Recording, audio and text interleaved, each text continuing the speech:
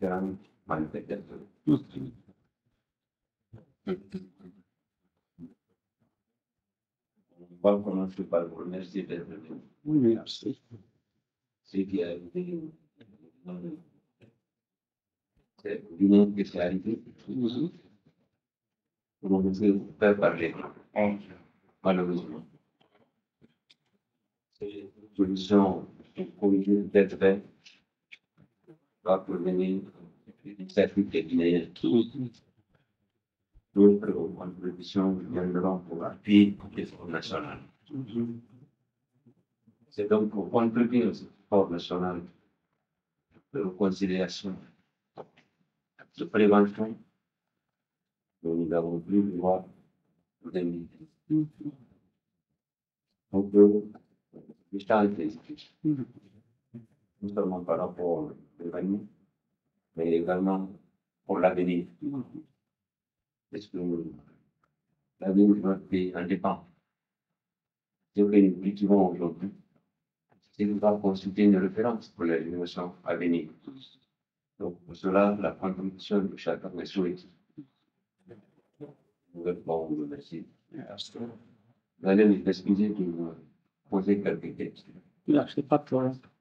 Mais avant, j'aimerais reconnaître votre filiation, parce que on a tout le monde doit comporter cela. Ouais. Votre action, Non, ça, c'est accepté d'avance. merci. Oui. Accepté d'avance. On va parler. D'accord. Par rapport à ce qu'elle a là-bas, ou bien je dicte seulement. Le nom, C'est Valentin Haba. Né le 15 juin 1960 à Zéro-Corée.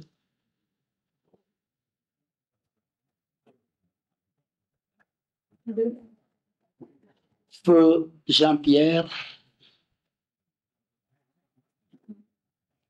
et de Henny Monehara. Hein? Henny Monehara, ça c'est H-E. Ok, ok. Monehara. Ok, je suis policier donc de profession, commissaire de police.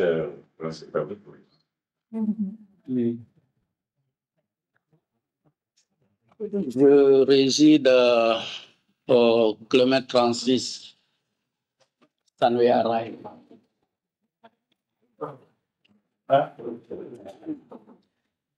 Je suis marié à 2 femmes, père de 4 enfants vivants.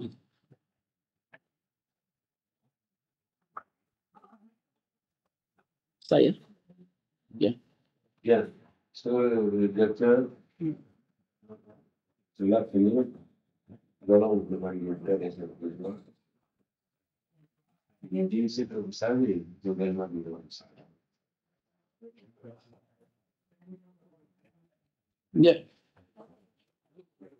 Les événements du 28 septembre sont d'une narration très grande et vaste.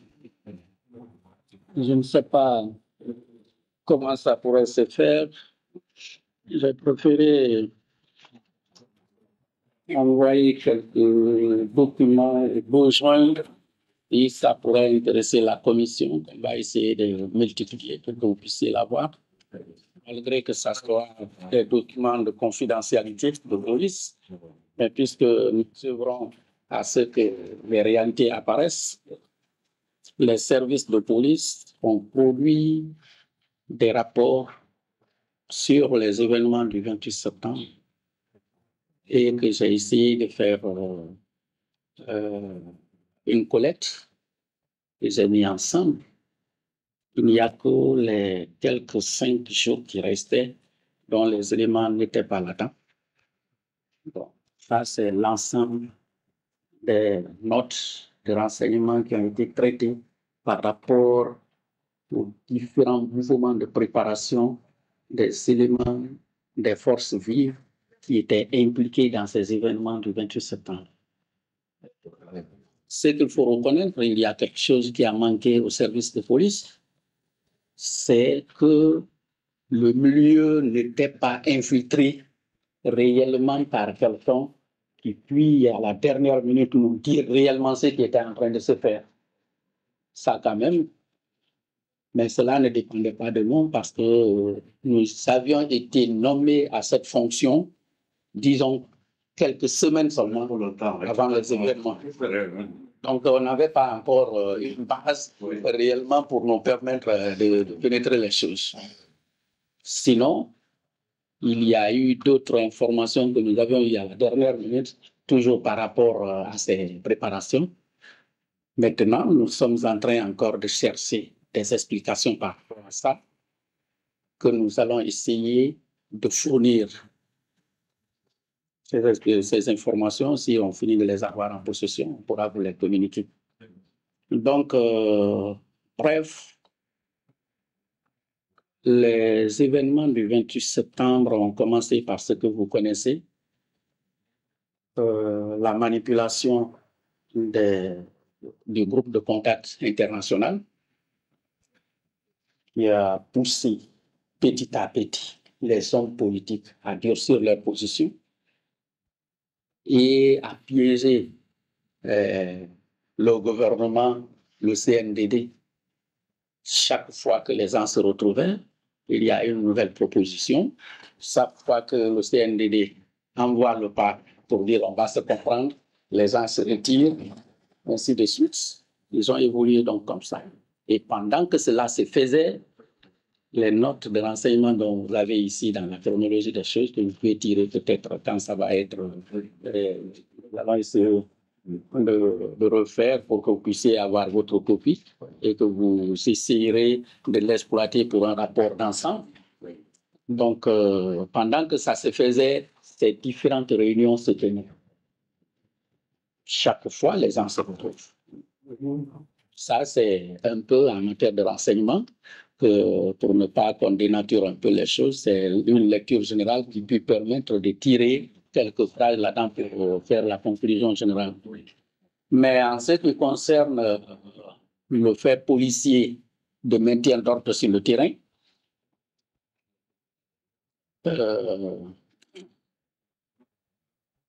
nous avons été informés de la réalité des choses du 28 septembre à partir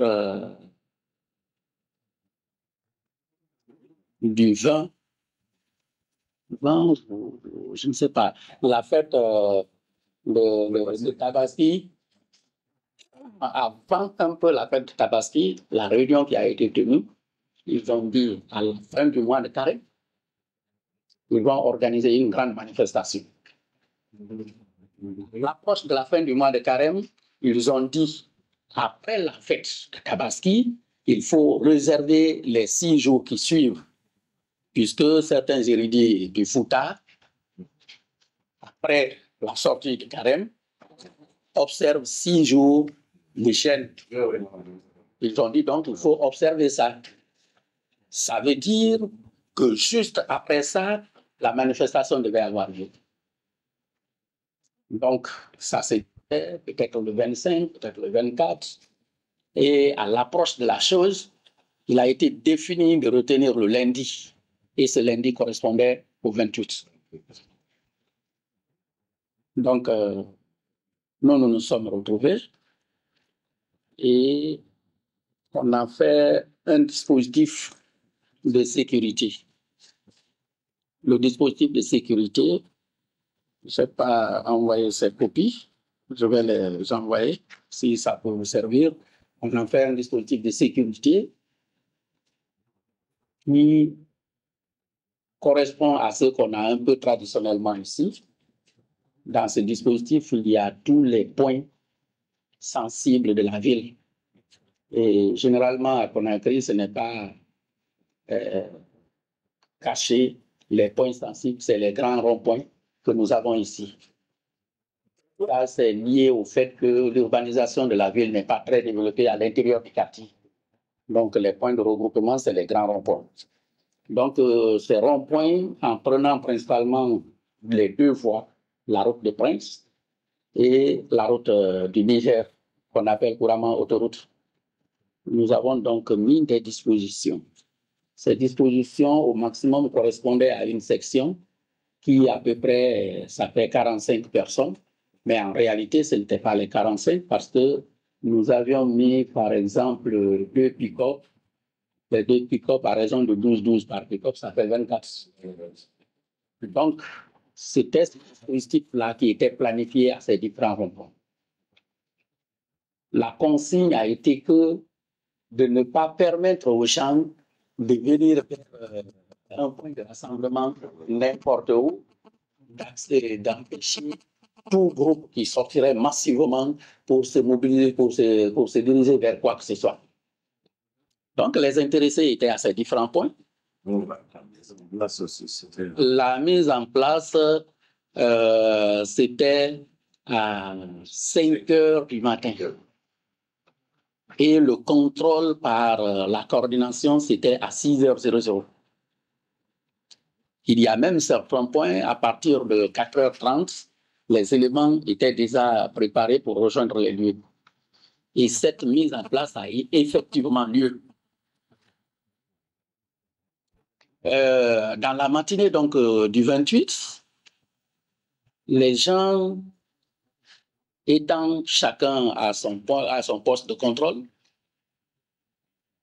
de la cimenterie, Sonfonia T7, T6 au niveau de Yataya, Wanindara, Anko 5, il n'y a pas eu de problème. Sur toute la bretelle de la route du Niger ou autoroute, il n'y a pas eu de problème. À Koza, les premiers mouvements ont été signalés aux environs de 8h, 8h30. Et là, c'était quoi? Il s'agissait des gens qui étaient à pied, n'étant pas dans un moyen de déplacement et qui venaient par groupe de 5 à 10. C'était très difficile pour nos hommes de leur dire où vous partez, ne marchez pas, alors qu'on n'a pas interdit le déplacement. Mais ça passait avec une fréquence un peu régulière. Et les gens s'orientaient vers le rond-point de Bambeto. Ainsi, à Bambeto, aux environs de 9h30 à 10h, c'était maintenant une foule qui passait et qui s'orientait vers Amdalaï. On ne peut pas chronométrer réellement ce qui s'est passé, mais à partir de 10h30, par exemple, je crois bien, c'était cette heure-là, ceux qui étaient au carrefour Bali del France, c'est-à-dire le carrefour de la T1, juste avant d'arriver à Amdalaï rond-point, ont vu donc toute une foule qui déferlait vers Bellevue, Dixine. Mais le premier groupe qui passait, selon le chef de poste, ce groupe était calme. Ça marchait, il partait. Certains avaient des pancartes. Derrière cette foule, il y a eu un groupe de jeunes très agités. À chaque fois qu'ils passaient, ils essayaient d'obstruer la route.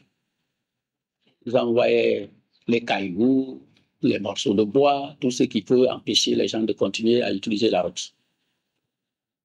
C'est à ce niveau que l'équipe qui était au carrefour a carrément quitté les véhicules qui étaient là comme point d'observation pour venir essayer de dégager la chaussée.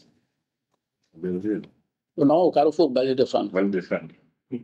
Donc, ces jeunes gens se sont attaqués à ces policiers.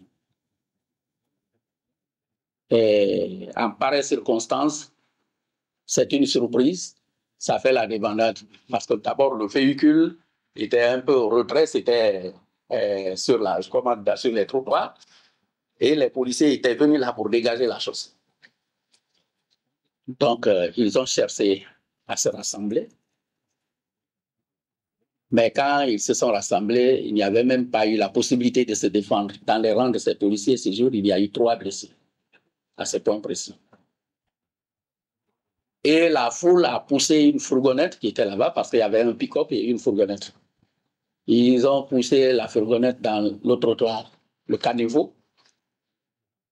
Ils ont mis le feu Malheureusement, la fourgonnette, c'est un peu des ferrailles parce que c'est conçu pour ça. Il n'y a pas de tapis là-dedans et autres. Ils n'ont pas pu brûler. Et donc, ils ont cogné la direction de la fourgonnette. Ça s'est complètement tordu. Ils ont arraché tout ce qu'il y avait comme fil de tableau de bord. Ils ont ouvert le moteur. Tout ce que les mécaniciens pouvaient apporter, ils ont emporté. Ils ont cogné n'importe comment la tôlerie. Et pendant ce temps, les policiers se sont retirés en repli. Et cette foule a continué. Ils sont venus au niveau de Amdala et Rond-Point. À ce niveau, généralement, dans nos dispositifs, partout où il y a les services de sécurité, on ne met pas un dispositif particulier. On suppose que c'est le service qui est là, qui gère le point. Donc, il y a l'escadron mobile de la gendarmerie. Est-ce qu'il y avait quelqu'un pour spécialement le faire où ils étaient à leur poste pour observer? Ça, c'est à eux de l'expliquer. Ils ont continué. Mais arrivé, je crois que c'est le point qu'on appelle Carrefour chinois, là où on voit l'immeuble des Chinois un peu à côté. Arrivé là, à cause des résidences des ambassadeurs, des diplomates et autres, le commissariat de Bellevue était beaucoup plus déployé à ce niveau. Parce que le commissariat étant au rond-point et la case Bellevue ayant des militaires, donc ce coin était aussi resté.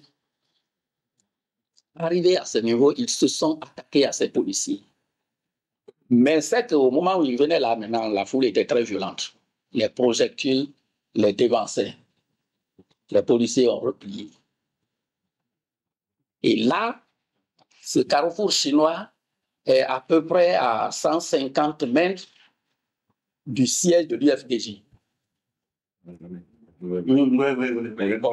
Donc, la foule qui était à ce niveau était plus agitée que toute autre foule qui avait quitté la banlieue jusqu'à ce niveau. Et une fois informés de ce qui s'est passé au carrefour de Bali de Fran, ils ont encore attisé plus. Et puis, ils sont venus déloger les policiers qui étaient là.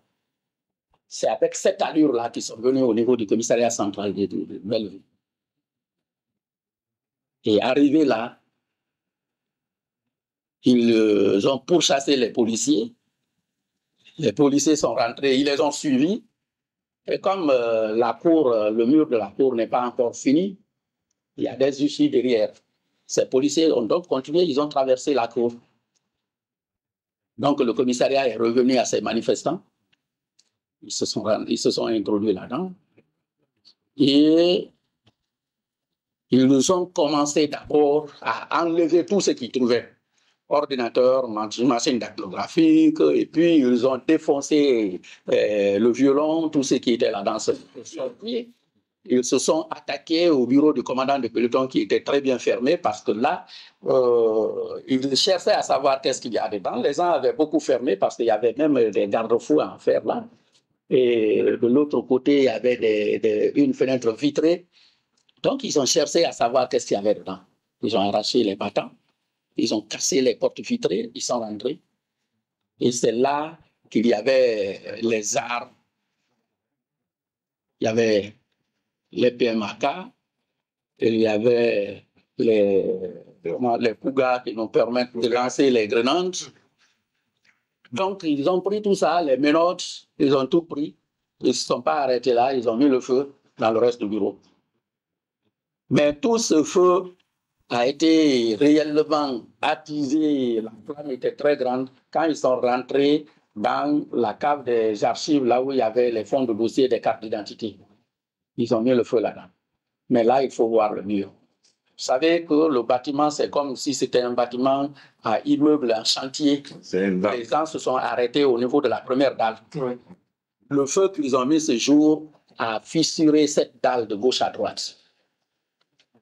Au commissariat de Bellevue. Tout a été brûlé.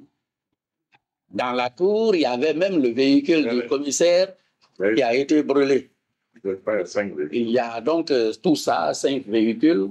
Le rapport que nous avons mis à faire, c'est là. Je vais donner une copie au président. Ok.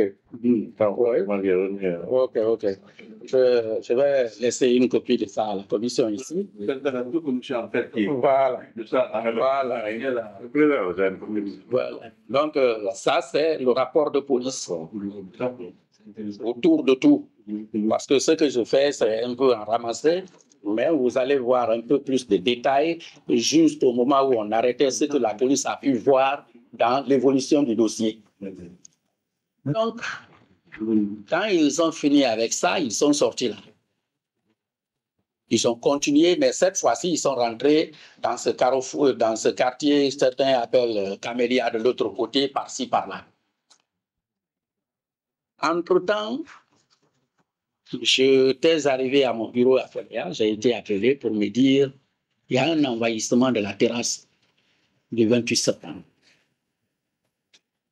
Au fond, il y a eu un peu quelque chose, c'est que le poste à ce niveau devait revenir à la gendarmerie dans notre planification. Je crois qu'il n'y a pas eu assez d'éléments à ce niveau. Informé, j'ai appelé le commandant de la CNIS. Il m'a dit qu'il était à la hauteur de Matoto. Nous avons le véhicule d'intervention là, très haut, qu'on appelle Mamba. Je lui ai dit, puisqu'on a deux Mamba, j'ai dit, déplace une, tu viens avec un renfort au niveau de la terrasse du stade. Ils sont donc arrivés. Quand ils sont arrivés, ils ont trouvé que la foule était en face de l'école primaire en allant vers Oasis, en allant vers lui. Quand vous quittez, voilà, okay, en face de l'école primaire de Lixine. Il m'a dit, la foule progresse. Qu'est-ce qu'on va faire? J'ai dit, il faut arrêter leur progression. J'ai dit, parce que à tout prix, il faut qu'on essaie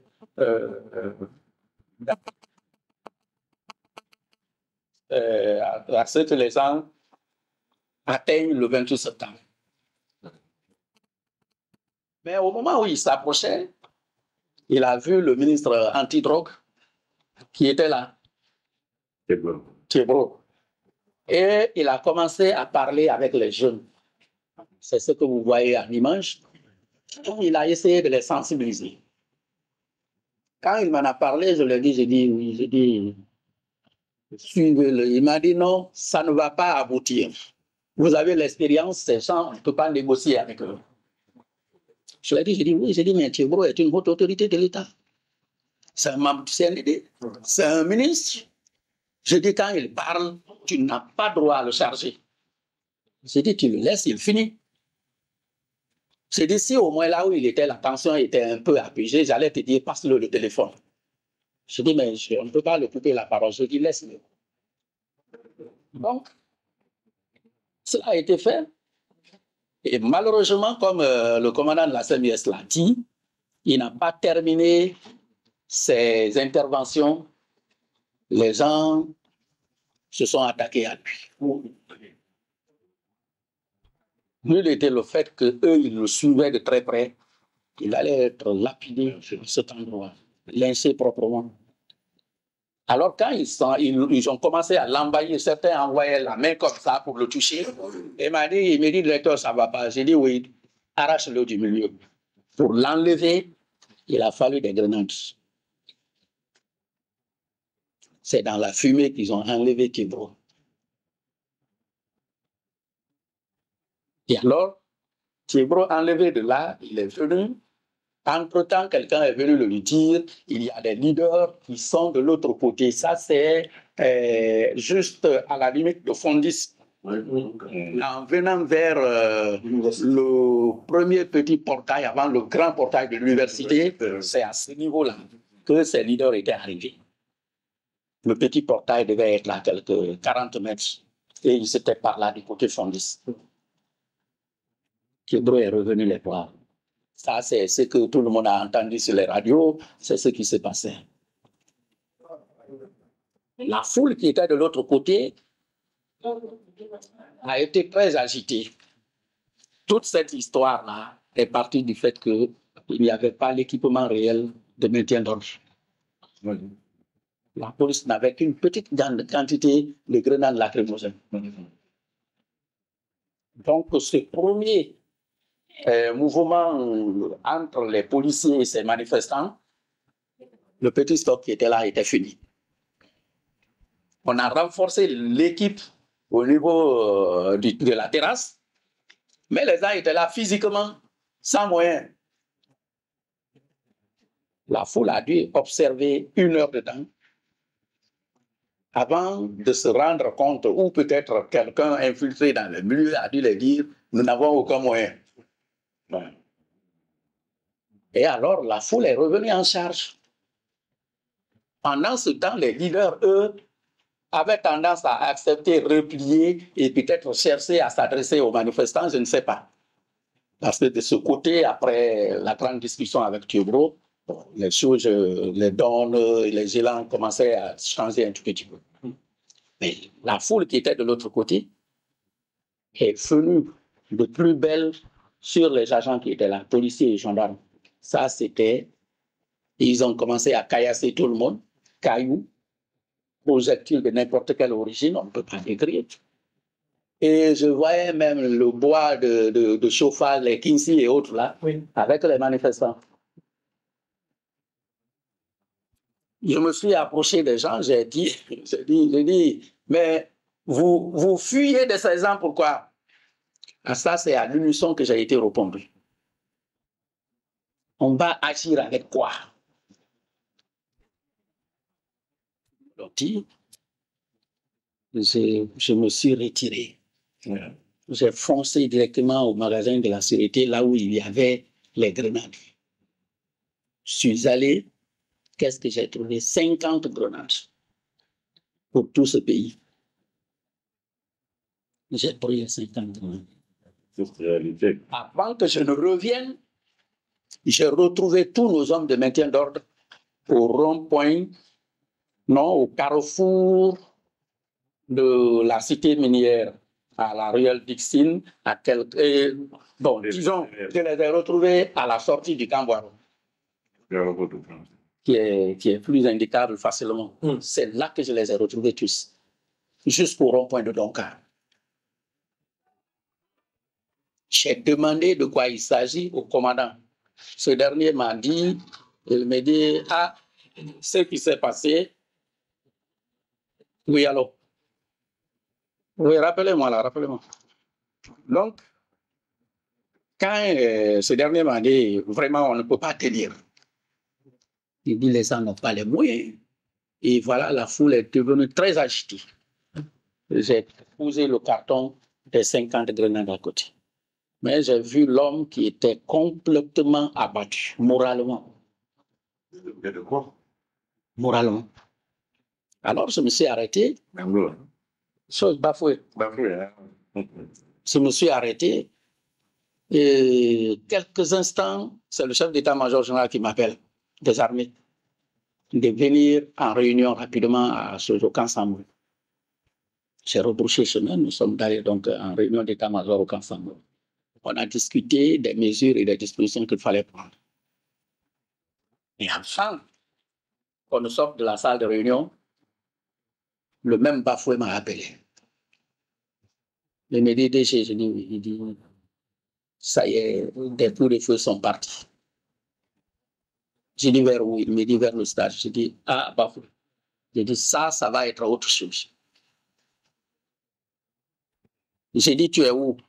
Il me dit, ah, quand vous nous avez quittés avec consigne de partir, on a reproché ce mec. Mais avant d'arriver de ce carrefour de Camboiro, donc avant d'arriver à la limite de Fondis, toute la chaussée était déjà obstruée. Vous savez, quand il y a manifestation, les jeunes sont terribles. Je ne sais pas où ils tirent ces histoires-là, mais parfois vous retrouvez des morceaux de bois dans la chaussée, vous vous demandez où ils ont pris. Donc ils étaient en train de dégager ça, avant qu'ils n'arrivent là.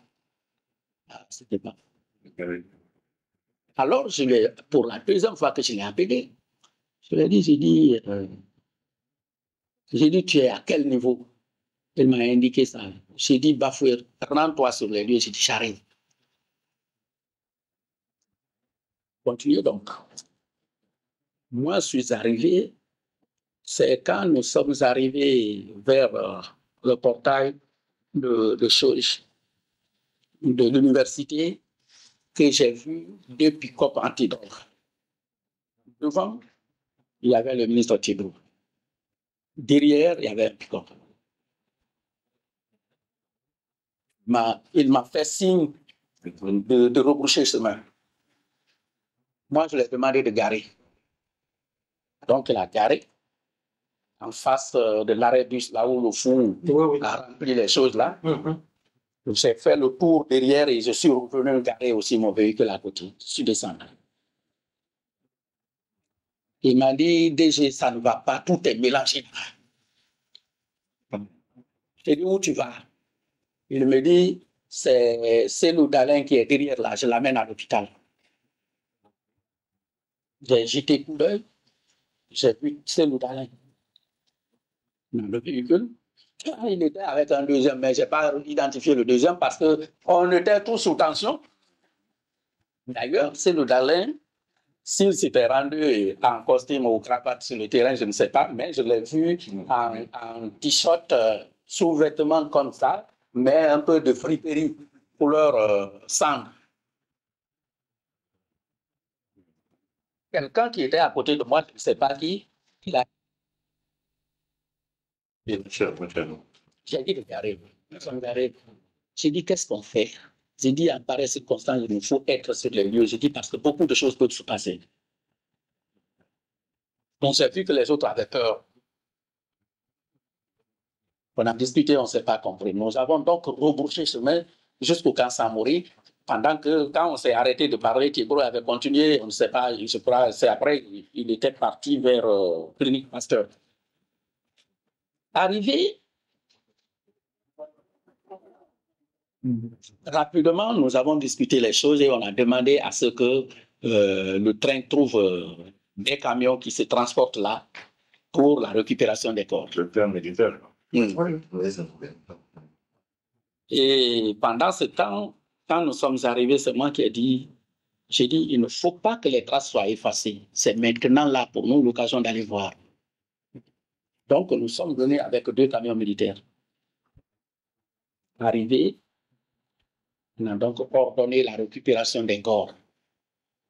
Tout ce que vous voyez aligné là, les corps qui sont alignés dans leur film et autres, c'est quand nous sommes arrivés que ces corps-là, on récupérait, on les mettait. La longue file des corps, il y avait 22. Quand vous voyez à l'image là, il y avait 22. Ces 22 corps-là ont été retrouvés où? Le portail sud-ouest, en face du centre omnisport et autres là. Quand vous venez du côté de Dixon, le premier portail en face de vous, c'est à l'aile de la tribune découverte vers l'autoroute. C'est là. C'est là que nous avons les 22 corps alignés là. De l'extérieur du stade à l'intérieur du stade, tous ces gens-là étaient à ce niveau. Ce niveau précis, qu'est-ce qui s'est passé? Par observation, c'est qu'il y a des gens qui ont sauté de la tribune couverte là-bas, les grilles pour tomber. On a vu des pagnes suspendues, on a vu des paires de chaussures suspendues.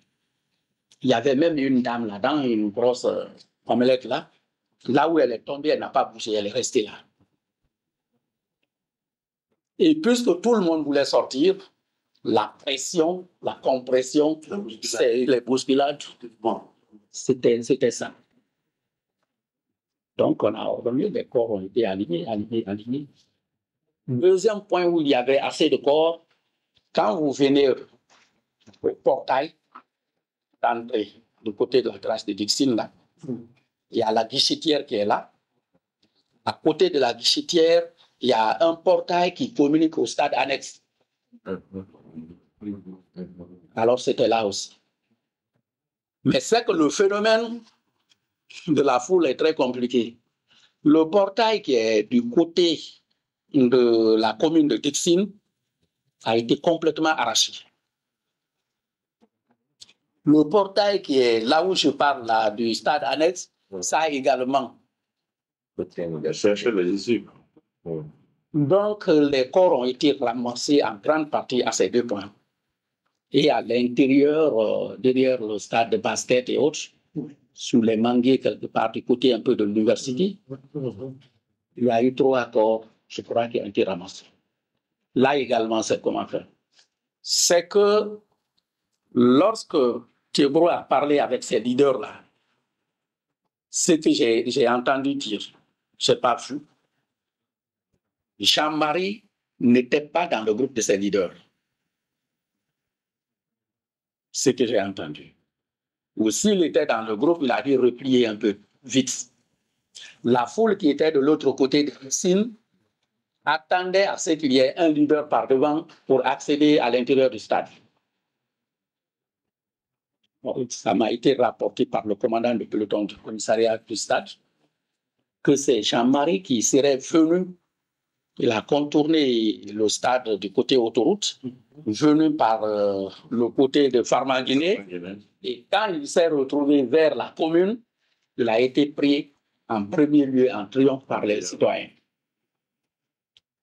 C'est devant lui que ce portail dont j'ai parlé du côté du stade qui a été raclé et ils sont rentrés avec lui au stade. Les autres informés qu'il est rentré, ils sont revenus parce que pendant ce temps, les policiers et les gendarmes n'étaient plus là. Ils sont revenus du côté de la route de Dixine, du portail de l'université. Quand vous venez juste à la limite de la terrasse et la cour de l'université, il y a un portail là-bas.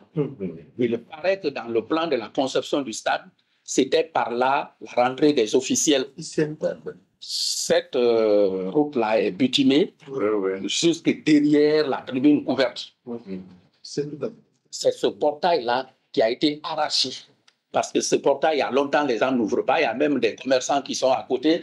Tu ne vas pas comprendre. C'est ce portail-là qui a été bousculé et arraché. Donc, c'est hyper autre. Là aussi, je ne sais pas comment ils se sont servis.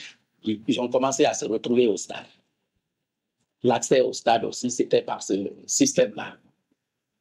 Les gens se sont donc retrouvés au stade.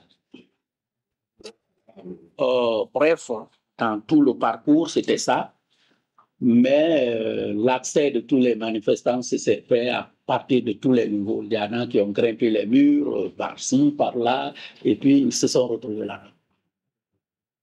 En moyen de communication, ce qui va être prouvé après, vous en chercherez après, parce que je crois, la veille, il y a eu successivement 6 réunions, ou certains parlent même de 16 réunions, où ils étaient en train de préparer, et qu'un montant de 5 millions de francs guinéens aurait été débloqué pour payer seulement les unités de communication téléphonique et remettre aux gens.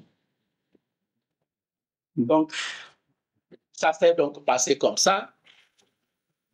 Et dans les rangs, tout ce groupe de jeunes journalistes était là. Ils faisaient commentaires comme si c'était un festival à laquelle il fallait inviter tout le monde. Donc, les gens là même qui étaient venus matinalement, parce que pourquoi nous avions fixé la mise à disposition à 5 heures du matin? Parce que nous avions été informés que après la première prière, les gens devaient s'y rendre au stade. Donc il y en a qui n'ont même presque pas dormi et ils se sont rendus dans le quartier de Dixine pour attendre cette prière. Voilà ce qui s'est passé. Et les corps donc, que nous avons récupérés ont été conduits immédiatement à Seuge, à l'hôpital d'abord, Seuge, à l'intérieur du camp Samori. Quand nous sommes arrivés, on a demandé de compter les corps. C'est quand vous êtes devant des faits comme ça, l'homme c'est l'homme. Quelqu'un monte, il compte, il vient, il vous dit 60. L'autre monte, il vient, il vous dit 52. Tu rentres, tu vois les corps. Parfois, tu es pris d'émotion. Donc, ça tournait comme ça, et on a fait appel moi, j'ai demandé à notre ministre de venir sur les lieux, le ministre de la Sécurité, le général Toto. Et finalement, les gens ont dit non, appelez le ministre de la Santé. Ils l'ont appelé, il est venu également. En la présence donc de ces deux ministres, le ministre Toto a tout de suite demandé au ministre de la Santé de faire venir les médecins qui étaient là. Ceux-ci ont donc répondu et il les a ordonnés de laver tout ce corps et que lui, il prend en charge le linceul. Donc, c'est ce qui a été fait. Le ministre de la Santé également est sorti de là avec une équipe de la Croix-Rouge. Ça ne s'est pas fait isolement, ça ne s'est pas fait dans un camp militaire. La médecine légale était là. Et le ministre de la Santé s'est fait accompagner de l'équipe de la Croix-Rouge. Heureusement aussi, le jour des faits, avant que même nous ne venions pour commencer à rassembler les corps, 2 véhicules de Croix-Rouge étaient déjà dans l'enceinte, je crois, je peux dire un véhicule de la Croix-Rouge était déjà à l'enceinte du stade. Je précise ça pour dire un peu la version contraire de ceux qui disent qu'il y a eu des corps qui ont été sustraits et jetés en haute mer et autres. Avant que ce véhicule qui est venu récupérer les corps la vienne, la Croix-Rouge était là. Le rassemblement de ces corps s'est passé sous l'œil vigilant de la Croix-Rouge. L'entretien du corps, préparation, dépôt au niveau des choses, des morgues, le ministre de la Santé le dira mieux, mais la Croix-Rouge était là. Il y a donc eu le premier jour, nous avons fini par totaliser 59 corps avec le rapport de l'hôpital, de ce qu'ils appellent là-bas la commission de crise. Mais le premier jour réel, les corps qui ont été vus, c'était 56 corps. Après, il y a eu, ce qui m'a été rapporté, il y a eu 2 morts des suites de blessures à l'hôpital, ce qui fait 58. Et il m'avait été rapporté qu'un corps était ramené de la ville vers la fin, ce qui faisait 59 corps. C'est réellement ça, ce qui a été retrouvé comme les dégâts et les effets de stagnation. Maintenant, les cas de blessés et autres, c'était un peu plus élevé. Nombreux sont ceux-là qui sont partis à domicile. Ça, c'est donc le 28 septembre. Les corps préparés déposés à la morgue, il y a le 2 octobre. C'était la date de remise des corps. Qu'est-ce qui s'est passé? Toujours dans le même cadre des choses, c'est les réalités que je suis en train de vous conter. Oui. Ces corps ont été préparés sans formol, parce qu'il n'y en avait pas à l'hôpital, selon ce qu'on m'a dit. Donc, du 28 au 2, malgré la glace, mais les corps étaient déjà proches de l'état de décomposition. Il fallait donc rapidement préparer la remise de ces corps. C'est pourquoi les corps n'ont pas retardé. J'ai été informé subitement par la constitution d'une commission qui devait préparer ça. Je me suis levé pour chercher à savoir où se trouvait cette commission. J'ai vu mon ministre, le ministre m'a dit ça doit être le ministre d'État, Bouba. J'ai foncé vers le ministre d'État, il m'a dit oui, c'est chez nous ici, mais la commission des patriarches travaille avec le ministre des Affaires religieuses. Je suis sorti de là, je suis allé. Arrivé, j'ai vu le doyen Gomez, l'évêque des anglophones, avec les quelques imams qui étaient là. Je les ai demandé d'arrêter tout et de me dire qu'est-ce qu'ils étaient en train de me préparé comme plan. Ils m'ont expliqué les choses. Je leur ai dit que ce n'était pas la bonne manière de s'y prendre. Je dis qu'il fallait d'abord qu'on parle. Ils ont accepté, nous avons parlé. Le dispositif que vous avez vu a été monté. Donc le lendemain, ça, on l'a fait le premier. Et le lendemain, les corps ont été amenés au niveau de l'esplanade de la Grande Mosquée. Les corps ont été exposés là, à travers le dispositif. Sur les 59 corps, il y a eu 31 corps identifiés que les parents ont réclamés, on les a donnés et ils sont allés enterrer. Ça peut être à Conakry ou ailleurs, je ne sais pas, mais ces gens ont pris ces corps, ils les ont amenés. 41 corps. 31 corps. Il restait 28 corps non identifiés. Et donc, par rapport à ça, je ne sais pas si cette note d'information est là, c'est que avant le mois de septembre, je crois que c'était courant août, les renseignements faisaient état de ce que les forces de l'opposition demandaient à des compatriotes guinéens vivant en Sierra Leone et en Gambie et au Mali, c'était les trois pays cités, de rentrer pour renforcer les rangs de mouvements de protestation. Donc, c'est fort probable que ces 28-là proviennent de ces rangs, soit des gens qu'on a pris dans les villages à l'intérieur du pays, ou des gens qui sont venus de ces pays dont nous avons cité là. Donc, il y a eu ces 28 corps.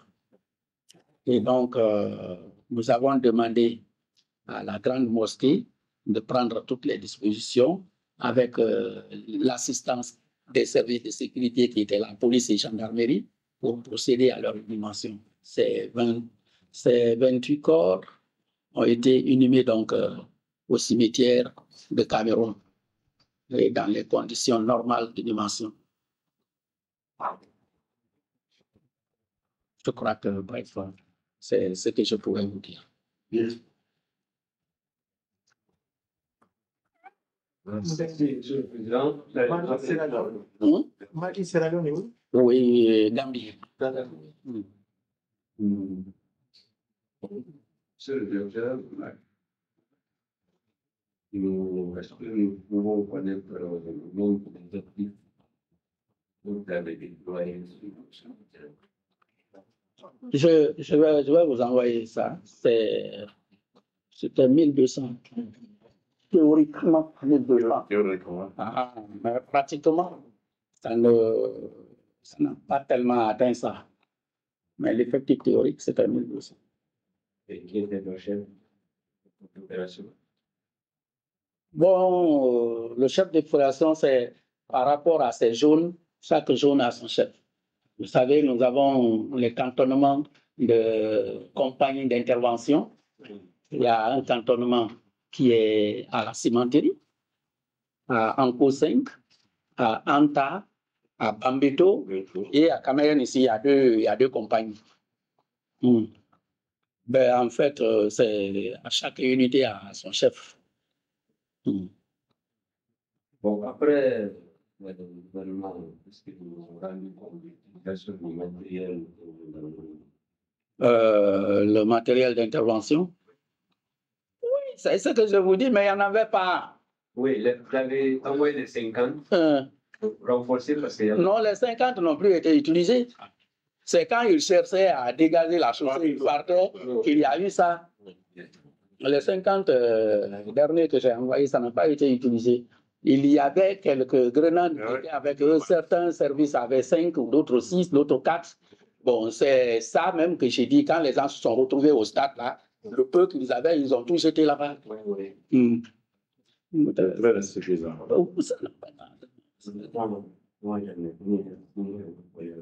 Voilà. Merci, Monsieur le Président. Moi, je voudrais tout simplement savoir si dans les dispositifs sécuritaires, l'armée était prévue dans votre plan? Non, l'armée n'a pas été prévue. D'ailleurs, les réunions d'avant interdisaient strictement l'intervention de l'armée. Et ce que je vous dis, même le manque de moyens là, le président en faisait déjà souci. Mais c'est le fait de la procédure d'importation. Sinon, on serait ravitaillé avant que cela n'arrive. Bon. Il m'avait dit d'introduire tout. L'armée n'était pas là-dedans. Dans le dispositif, il y avait la gendarmerie, la police. Il y avait le groupe de Tiegro qui était prévu, mais comme des itinérants qui faisaient parce qu'on s'était dit c'est quand même dissuasif qu'eux ils sillonnent, comme ils étaient à peu près en possession des pougas, des casques, les autres ne l'avaient pas chez nous. Donc eux, ils étaient là avec leur pick-up dissuasif, c'était des mobiles, on les avait prévus dans le dispositif. D'accord. Selon les informations reçues par vous, pour vous dire qu'il y a eu des coups de feu par votre représentant qui était au stade, on vous a pas dit les jeteurs de ces coups de feu. C'était des militaires, des civils. Ce point, peut-être que les gens de la commission internationale ont dû penser que la police était en train de cacher quelque chose, mais dans la réalité des choses, ça ne pouvait pas être dit. Lorsque vous êtes renvoyé à une position que vous tenez, ce que j'ai pas dit, par exemple, vous trouverez dans l'audition là, le rapport, le commandant de peloton du commissariat spécial du stade, il le dit mieux, vous pouvez le faire venir, il vous dira encore davantage.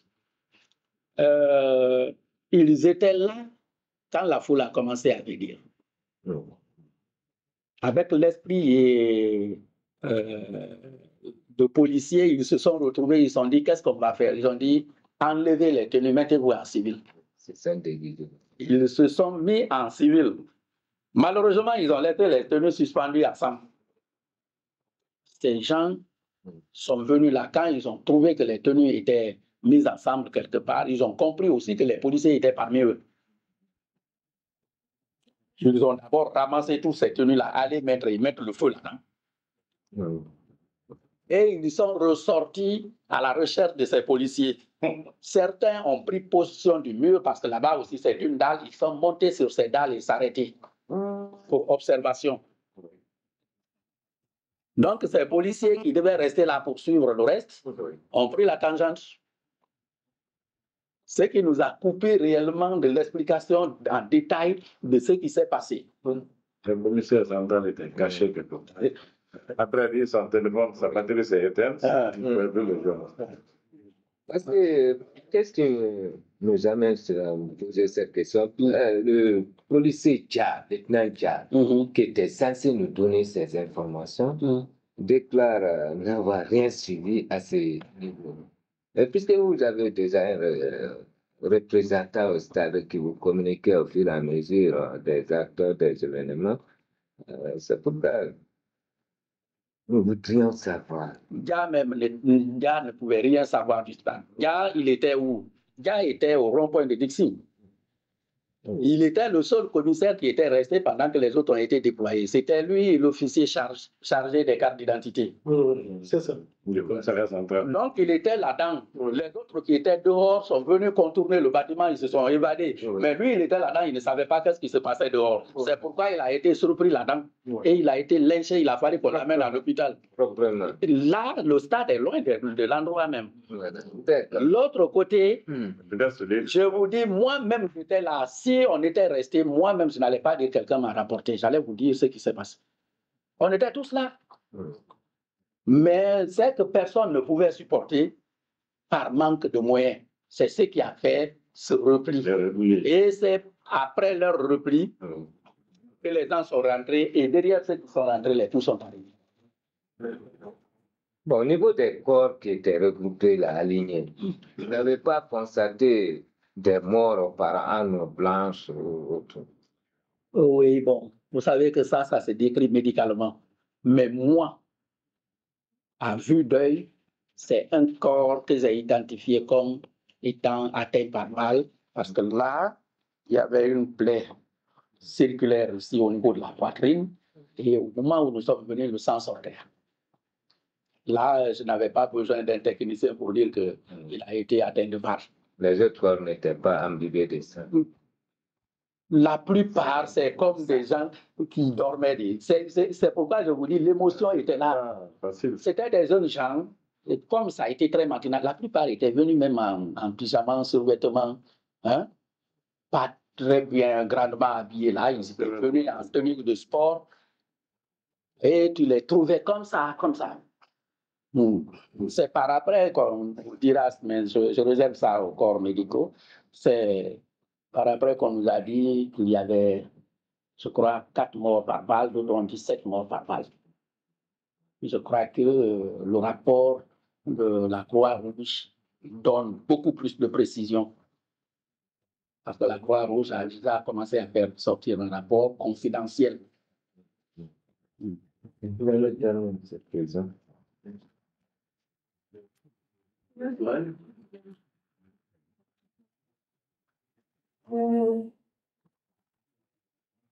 vrai que je vous ai écouté avec attention.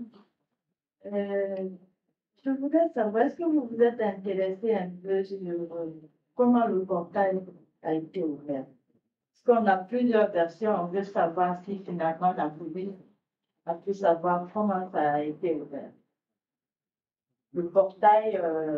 Le grand portail du stade. Pas le grand portail du stade, le portail à partir de l'université, là où parce que le 29, le matin, on a trouvé que, moi en tout cas, j'ai trouvé que c'était complètement à terre. Alors, quand on nous dit que ça a été ouvert, quand on nous dit non, ça a été défoncé, on veut bien savoir est-ce que dans vos investigations, vous avez eu une réponse. Aucune des portes n'a été ouverte. Tout a été forcé. Tout a été forcé. Les cadenas également. C'est comme l'accès au niveau des tribunes couvertes. Vous savez, il y a des portails légers là, 2 battants et autres. Tout ça, ça avait été forcé. Partout où ils ont pu forcer le cadenas, envoyé avec quelques murs, ils sont passés par là. Là où ils ont échoué, ils ne sont pas rentrés. Ces portails-là, c'est la foule qui avait arraché. Le problème, c'est que vous voyez depuis que le stade est stade, les Guinéens, quand ils les donnent de l'argent, ils viennent, c'est des couches de peinture qu'ils passent. Donc, la plupart des pommelles étaient déjà rouges, mangées par les rues. Et quand il y a eu la pression, ça a tout de suite lâché. C'était ça. Donc, dans le dispositif, la police n'était pas dans l'enceinte. Le stade était fermé. Donc, c'est les alentours du stade qu'on protégeait. Le cordon extérieur. Le jargon. On ne pouvait pas croire que les gens pouvaient sauter sur tout ça et rentrer dans le stade et pour qu'on mette un dispositif. Non. Il y avait un cordon extérieur. Bon, quand je regarde un peu le droit ici, ce qui m'intéresserait, je ne sais pas si vous pouvez nous aider pour cela, c'est un peu de ressortir sur le plan du stade. Les endroits où vous avez récupéré des corps. Parce que quand vous regardez un peu le film, en fait, le film qui circule, c'est comme si tous ces gens ont été tués à l'intérieur du stade. Et quand vous nous dites qu'ils ont été ramassés par-ci, par-là, ce serait intéressant de voir, de nous indiquer un peu quels sont les endroits où les corps ont été récupérés et combien étaient vraiment dans l'enceinte du stade. Parce que j'avais un peu la même question que M. Pandé tout à l'heure par rapport au corps. Quand on le voit, vous dites que c'est peut-être à cause de cette pression, il y en a qui se sont marchés dessus. Est-ce que c'est ça? Parce que des gens tués tous par balle, ils vont se trouver dans un bain de sang. Mais vous avez l'impression, comme vous l'avez dit, que ce sont des gens qui sont tués. C'est la compression. Alors, on peut bien comprendre qu'est-ce qui s'est passé réellement à l'intérieur et qu'est-ce qui a fait qu'on a retrouvé les corps aux alentours. Dans un plan comme ça, cela pourrait mieux nous aider. Bien, c'est quand les gens vont vous le dire, je disais que la Commission internationale a pensé que les acteurs réels ne veulent pas dire la vérité. Mais quand vous allez voir le rapport de la Croix-Rouge, vous vous rendrez compte que ceux qui ont été atteints de balles n'étaient pas nombreux. Je crois eux-mêmes, ils vont vous parler de 4. J'ai déjà un peu la chose, mais je n'ai pas lu. Ils vont vous parler de 4. Le problème, je crois, à la suite des coups de feu un peu nourris aux alentours, les gens ont été pris de peur. Je l'ai dit, le portail sud n'a pas été arraché parce que c'est un portail très haut. Et je crois qu'ils avaient mis un truc, un pommel à roulette en haut, donc ils ne pouvaient pas arracher. Les gens ont forcé jusqu'à ce que le cadenas a cédé. Un peu à l'intérieur, il y avait quelques 5 corps juste derrière là, dans le couloir qui vient au portail. Ça, c'est vers la pelouse du stade même. En dehors de ça, il n'y a pas eu d'autres corps. Jusque sur la pelouse, là où les gens jouent, il n'y a pas eu d'autres corps. Mais quand le portail a été poussé, de ce portail-là, jusque le bâtiment que vous voyez, il y a un bâtiment, une cour, il y a même des gens qui habitent à l'intérieur, c'est là. À la piscine, oui, à la côté piscine. Une piscine, le stade, là où il y a basketball, il y a même, je crois, le bureau des gens de l'Olympique, là. Hein? Bon, c'est un peu dans cette cour-là. C'est une autre cour à l'intérieur. Voilà, la piscine. C'est la piscine. C'est dans cet espace-là qu'il y a eu ces corps. Et comme vous voyez avec l'image, hein, vous voyez de très près, vous ne verrez pas le sang comme ça. Vous ne verrez pas le sang comme ça. C'est la compression. Tout le monde voulait partir. La bousculade, quoi. Oui. Le deuxième point, je vous indique, là où vous verrez sur le plan là-bas, on parle de guichetière. Ça, c'est à la sortie de l'autre côté. C'est encore la même chose. Quand les gens ont fui, sont arrivés là, Oui. c'est le seul passage que les gens ont voulu pratiquer. Là-bas, il y avait, je crois, à l'intérieur du petit stade, il y avait quelque chose d'eau.